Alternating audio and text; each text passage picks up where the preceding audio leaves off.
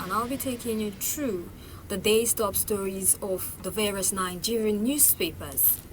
Well, I'm not alone. Today, I have with me a very, very important guest who is by name Barrister APC Kayode Amos, an Osogbo-based legal practitioner, and he will be introducing himself personally to you, so we'll have a full information of what he does. Okay, good morning, sir. You're welcome to today's show. Good morning, the moderator. Good morning, Nigerians. Good morning, the people of Osun State. I am Barrister APC Kayode Amos, on Osun State-based legal practitioner, human rights advocate, and I'm also a public affairs analyst and part-time law lecturer at the Polytechnic in Mesile, Osun State. Keep on watching City Mirror TV.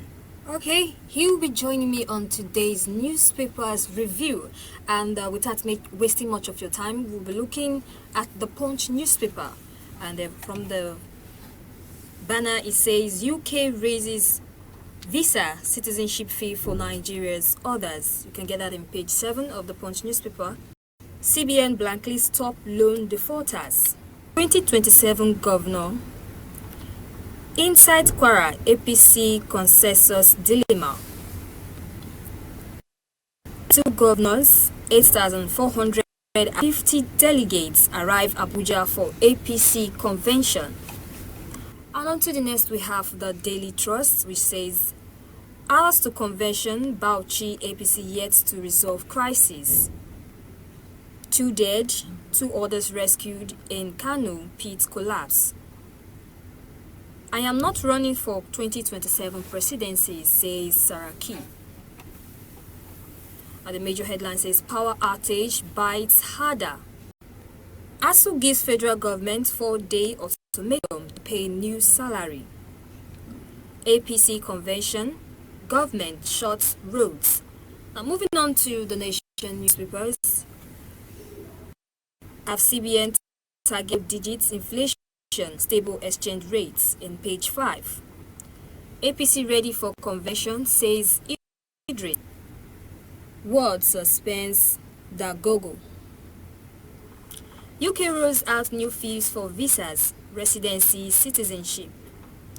Federal government moves to secure 692 billion naira World Bank loan for education, health in states. Why women disputes should be considered for governor. Now let's look into some of the stories, and then we'll have the review, personal review from Barrister Amos. Thank you. Yes, okay, now from the headline, 32 governors, 8,450 delegates arrive Abuja for APC convention. The story says President Bola Tinubu and members of his cabinet, as well as 32 state governors and 8,453 delegates from across the country, are expected to participate in the National Convention of the All Progressive Congress, APC, scheduled for Friday today and Saturday tomorrow in Abuja. The convention team, Unity in Progress, will also be top party chieftains from the national, zonal, state, and ward levels, where new leaders of the party will emerge. The co-chairman of the media subcommittee for the convention and Minister of Information and National Orientation, Mohammed Idris, explained that the convention team, Unity in Progress, is consolidating the Renew Hope agenda, so it subtly captures the party's identity, its journey so far, and future direction. What are the journey so far? Well, the journey so far is that the presidency we have now in Nigeria is almost 3 years. By May 29 this year, they will be 3 years in office, and for them to have a continuous hold on the Nigerian politics, they have to conduct a very open and transparent convention, whereby at the end of this exercise, there won't be any case of people going to court or challenging the outcome of the convention. So in that wise, I commend the Nigerian politicians. If they are able to do this, even within their party, they should transfer same to the political practice to Nigerians by ensuring that they make life better for the people and the manner and the way they are conducting their politics, they should conduct it with the same seal for the welfare of the people. When people are asking for the electricity is not good, you should be able to be serious and very passionate. All right. Ensuring that people enjoy this. Okay, let's move on to the next story, which says Blackout costs Nigeria 40 trillion yearly by reports of the Punch newspapers. The story says that the Nigeria Independent System Operators, an agency of the federal government, has said Nigeria loses about 40 trillion naira annually to poor electricity supply. As we could see, the Aso Rock has moved from the national grid to solar power.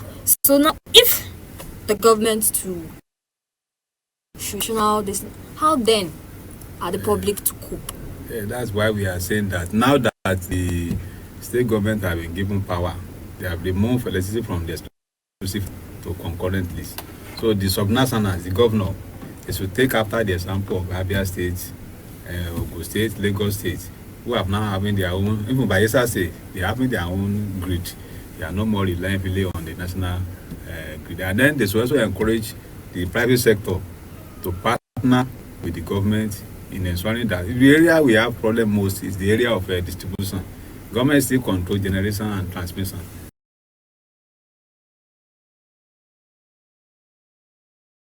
Now that is on the story. Now moving forward to the Guardian paper, and that will be the last. And it says Turaki's appeal bench warrants as PDP fashion for closing support for Tinubu's re-election. You can get that on page 3 of the newspaper. Federal government reduces power sector liabilities. ELMCO clears 2.60 trillion naira debt. You can also get that on page 3. CBN slashes ways and means to 2.84 trillion naira from 26.95 trillion in 2023. Still on page 3. Nigeria's heat crisis. Power failure. Few cause trigger public health. Financial crisis. NLC CSOs warn Nigeria losing fight. And get that in page 7 of the newspaper. The newly unveiled include a revised National Voter Educational Manual and a youth-focused civil and voter education manual designed to promote informed civil engagement, particularly among young Nigeria. However, concerns remain over the recently signed Electoral Act 2026. Former Electoral Commissioner Mike Ejeni described the amendment as a regression that could weaken election credibility, warning that courts are increasingly deciding election outcomes instead of votes.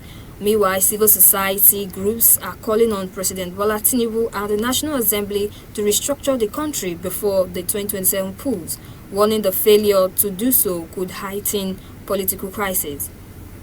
Now, the question says, given the concern raised by INEC about electoral violence, foreign interference and the alleged shortcomings of the Electoral Act 2026, do you believe Nigeria's current legal framework is sufficient to guarantee credible election in 2027, or is urgent legal reform necessary? Yes. What are the Nigerian legal problems we have? We have the Constitution of the Federal Republic of Nigeria, 1999 as amended. We have the Electoral Act. We have the INEC guidelines and rules. And even we have the Constitution of APC, which are part and parcel of legal framework for the conduct of internal, primary, and the general election. The problem we thought is not about the legal framework, it's about the attitude of the politicians. The idea of a winner take all, or I will take it by any means, those are the major challenges we have in Nigeria. And if they are not ready to change their attitude, then no matter how good or no matter how benevolent your legal framework is, if we still have the same result, we cannot do the same thing the same way and expect different results. Attitude of the politicians should be changed. They should respect the rule of law. All this idea of buy and selling votes, they should not that one will be allowed to take its route again. And that is the duty of the security agencies, not partial. And if you are ready to ensure that whoever loses it, to approach the court of law instead of engaging in violence or brigandage. So that is my point about that. The legal framework is okay, But the operator, the politicians, they should be ready to operate within the So you law. believe that the current legal framework is sufficient to guarantee credible elections Is in it sufficient? For example, now you are now out by voters accreditation card be made compulsory. The transfer of the election result has been made compulsory. It's only where there is no network that they allow you to use manual to collate. So, and the agents also, they will be present. And now the register of a political party must be electronic registration, not a manual register for political parties, so that they will know the actual person that actually emerged as the candidate of the party. So many innovations have been introduced in the Electoral Act 2026, just signed by the president. So we have that one, we have the consent there, and we have other rules. So legal framework is okay. The politicians should be ready to abide by the rules of the game. So you believe that the voters' education materials launched by INEC Yes. could Of tackle course. this issue? Okay, now let's move on to the last story. And yes, he's going to give us a lot of review on it because he too is a lecturer. Now, ASU give federal government 4-day ultimatum to pay new salary. Now, the question says, from a legal standpoint, does ASU 4-day ultimatum comply with Nigeria's labor laws? And what are the implications to the union and the federal government if it leads to another strike? Well, they have been on this issue for a very long period of time, and they just signed a new MOU. We say that the new minimum workers, including the lecturers, federal government, and be that as it may, reasonable notice should be more than 4 days. At least you can talk of 2 weeks, you can talk of 21 days. But they use that 4 days in order to ginger up the federal government, because they know that they are more concerned about 2027. So let us also use this avenue to demand for our rights. So I know they should ask for even for better funding of the university, not just salary. I went to Obafemi University, OAU. I knew what we passed through. Even people before us said we did not even enjoy 1/4 of what they enjoy. That the funding of education in public sector is reducing on daily basis, and that is what every stakeholder should so much interest in, because it's a legacy for the generation here and the generation unborn.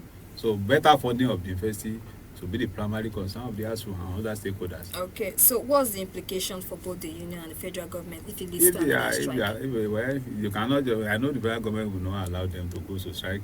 They will come to round table. I know the Minister of Education, Mr. Alawusa, will have been hearing about that one, and will be communicating with their leadership.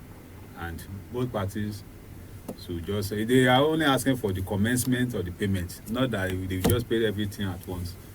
We should start seriousness by starting paying them their entitlements. Okay, with that, we'll round up on the Nigerian newspaper review on City Mirror TV. But before we go, Barrister Adebisi Kayode Amos. So, what do you have to say to the listeners? Well, the listening, City Mirror TV has come to stay, and I will encourage you to keep on watching, to become participating in this platform, and you should also expect a better Nigerians. We are all stakeholders. You have duties to play together.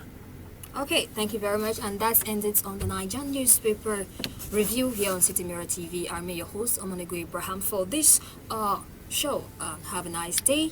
Bye bye for now.